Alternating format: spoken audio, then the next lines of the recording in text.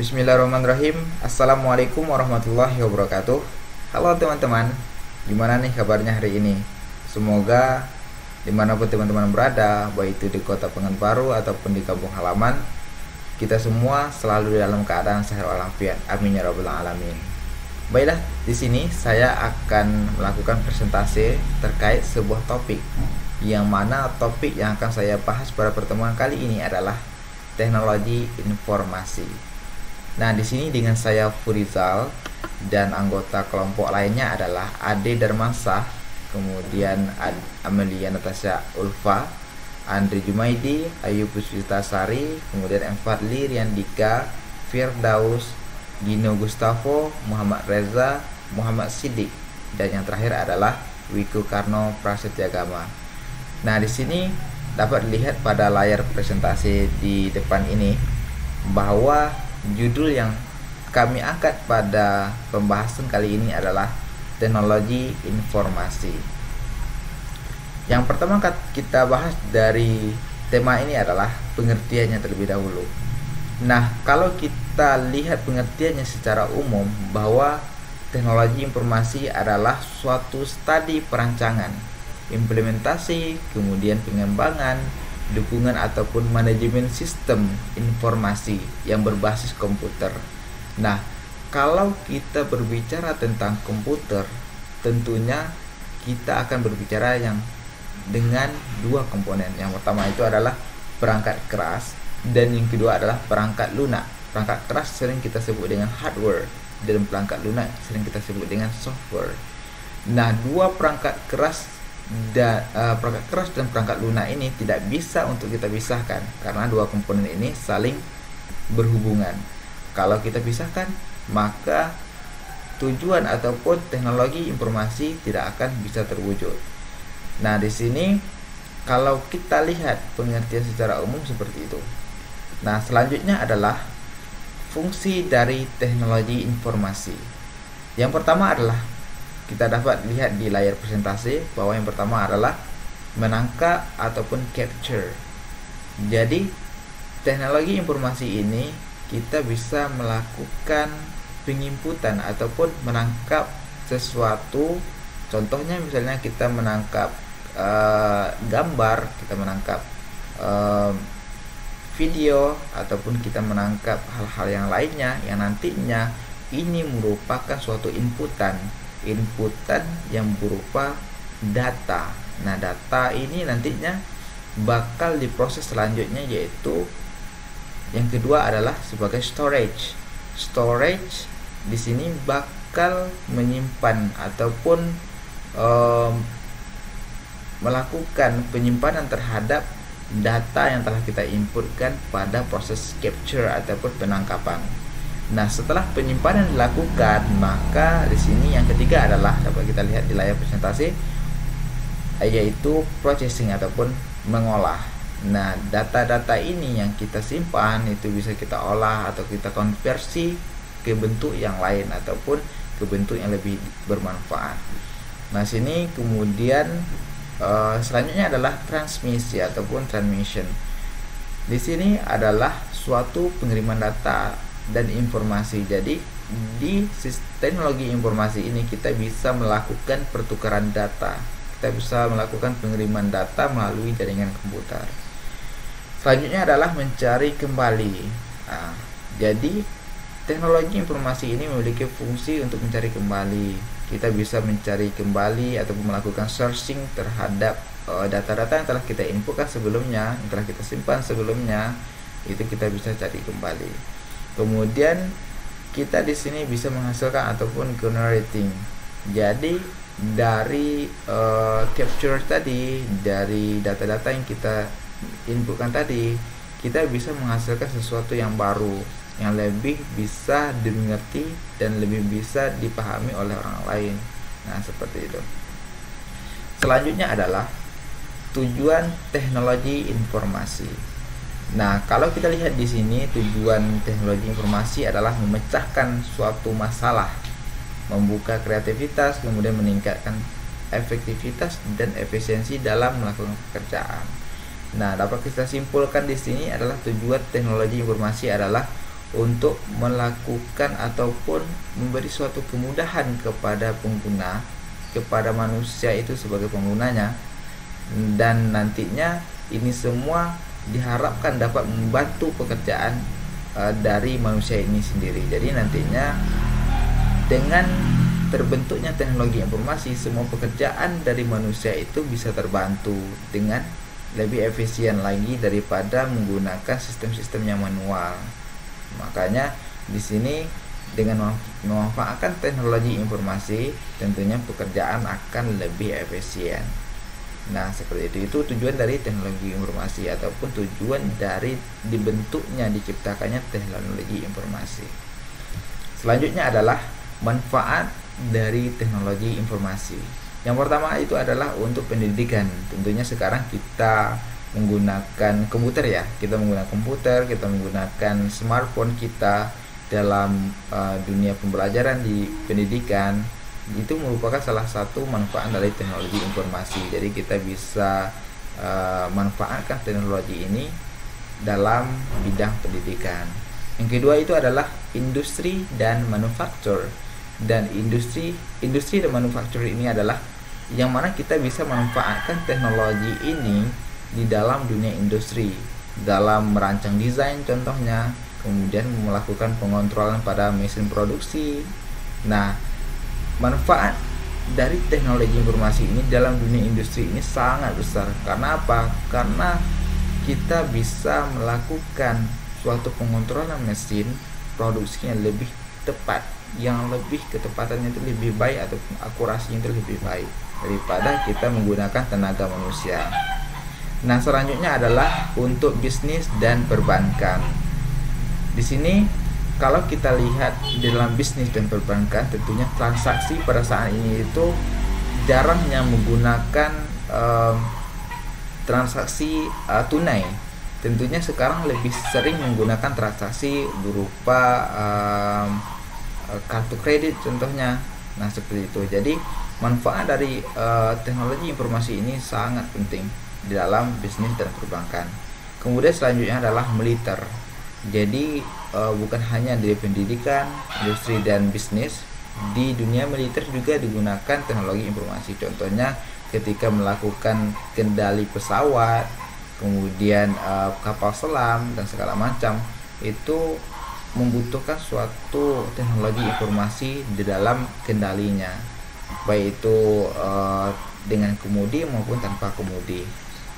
Nah, selanjutnya adalah untuk teknik dan pengetahuan, ataupun di sini dapat kita lihat di situ maksudnya dengan menggunakan teknologi informasi kita bisa mempelajari struktur tanah misalnya. Jadi kita bisa mempelajari struktur tanah dengan teknologi informasi, kemudian angin dan juga cuaca. Contoh kecilnya apa? Ketika BMKG contohnya, BMKG itu tidak menggunakan teknologi informasi dalam memprediksi cuaca, maka BMKG bakal kesulitan untuk memprediksi cuaca ini. Jadi teknologi informasi itu suatu komponen yang sangat penting di situ. Nah, selanjutnya adalah untuk kedokteran. Nah, di sini contohnya mendiagnosa penyakit, contohnya mengambil gambar dari organ tubuh manusia, atau kita sering lihat itu pada proses ronsen misalnya, USG segala macam. Nah, itu butuh namanya teknologi informasi.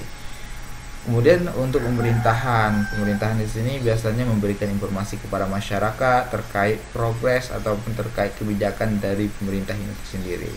Kemudian untuk hiburan dan permainan, di sini kita bisa menggunakan teknologi informasi sebagai desain grafis, kemudian pengiklanan, kemudian animasi, membuat animasi, kemudian audiovisual dan yang lainnya yang terkait dengan hiburan dan permainan.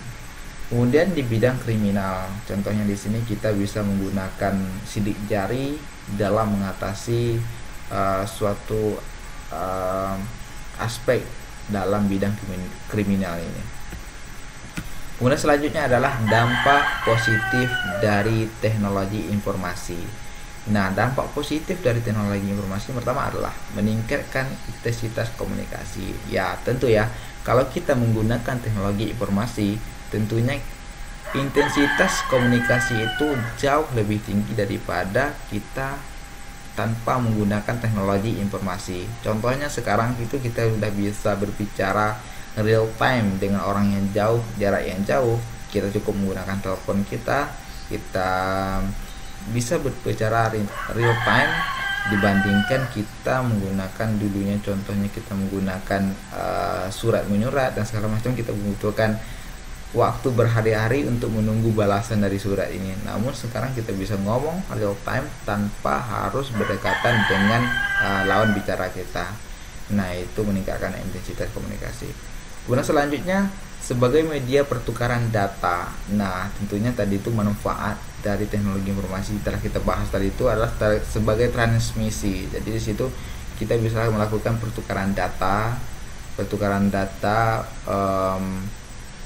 Contohnya kita bisa melakukan pertukaran data melalui email, kemudian news group.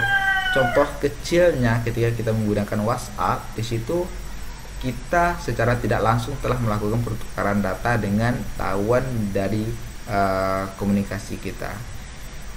Kemudian selanjutnya adalah memudahkan memperoleh informasi. Jadi tentu ya, kalau menggunakan teknologi informasi ini, misalnya informasi itu baru diupdate 1 menit yang lalu, itu sudah bisa diakses oleh orang lain ketika informasi itu berhasil diupload ataupun berhasil diposting oleh pemosting. Jadi dengan adanya teknologi informasi ini kita tidak akan merasa kesulitan dalam memperoleh informasi, baik itu informasi yang jauh dari kita maupun informasi yang dekat dari kita.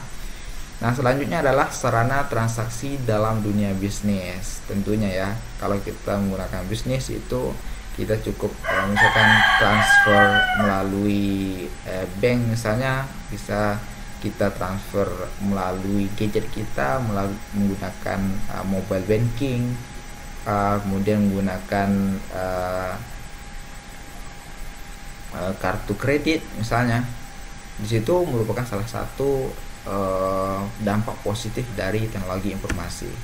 Kemudian dampak negatif kalau kita berbicara tentang teknologi informasi, tentunya kita bukan hanya berbicara tentang dampak positifnya aja, tetapi kita di sini juga berbicara tentang dampak negatifnya.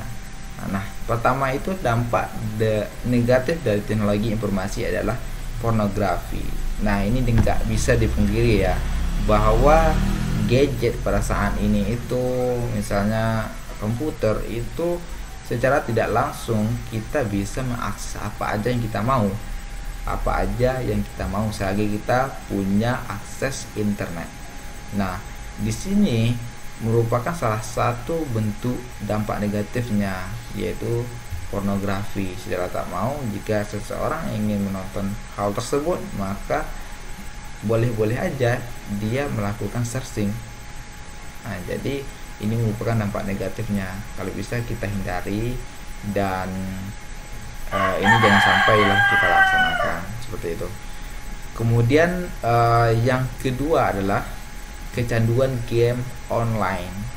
Nah, kecanduan game online ini merupakan salah satu bentuk dampak negatifnya juga, yang mana yang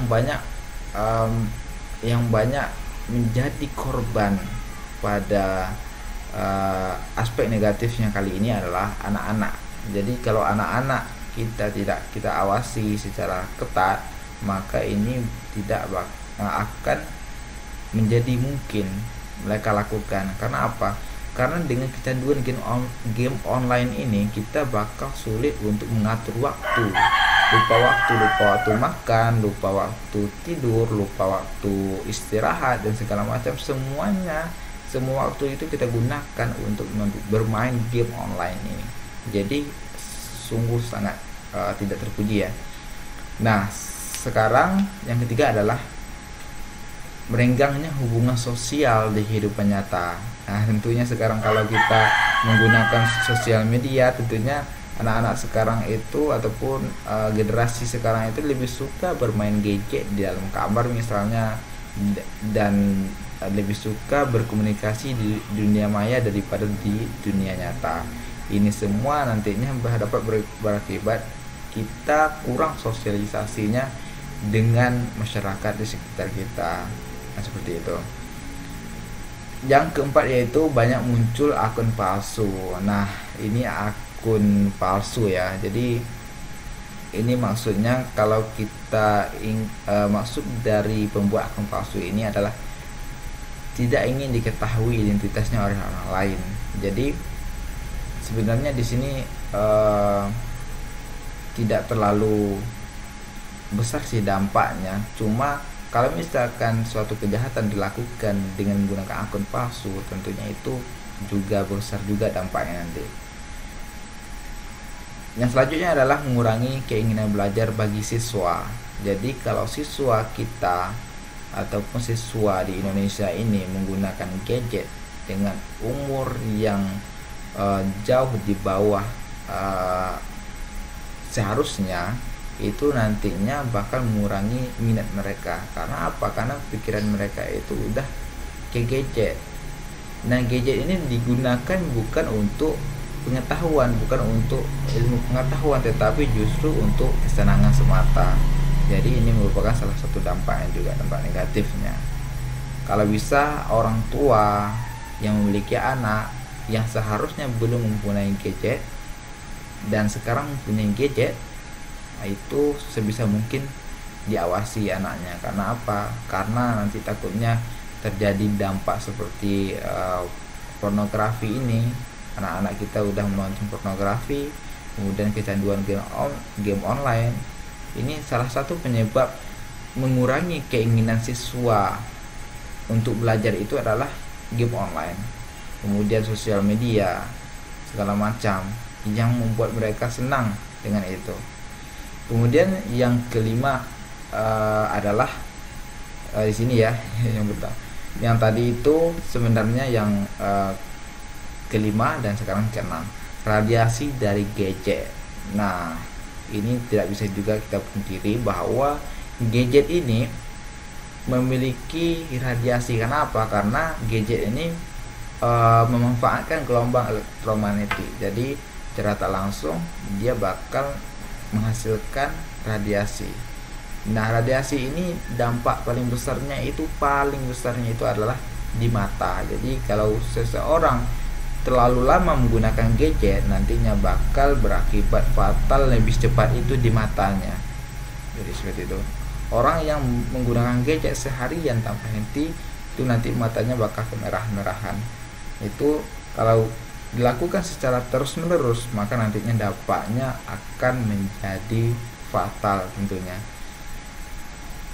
Selanjutnya adalah bertambahnya penipuan. Di sini tentunya dengan menggunakan akun palsu tadi itu yang kita bilang sebelumnya, itu nantinya kemungkinan besarnya digunakan untuk penipuan. Kemudian pengaruh perilaku sosialnya, kemudian ajang pamer bagi remaja-remaja sekarang, itu merupakan salah satu bentuk dampak negatifnya juga. Kemudian kebebasan menulis ujaran yang tidak pantas. Jadi sekarang itu banyak sosial media, kemudian YouTube, kemudian blog yang digunakan orang itu bukan untuk memposting sesuatu yang bermanfaat, tetapi untuk memposting sesuatu yang membuat mereka senang. Salah satunya adalah mengungkapkan perasaan marahnya itu di sosial media.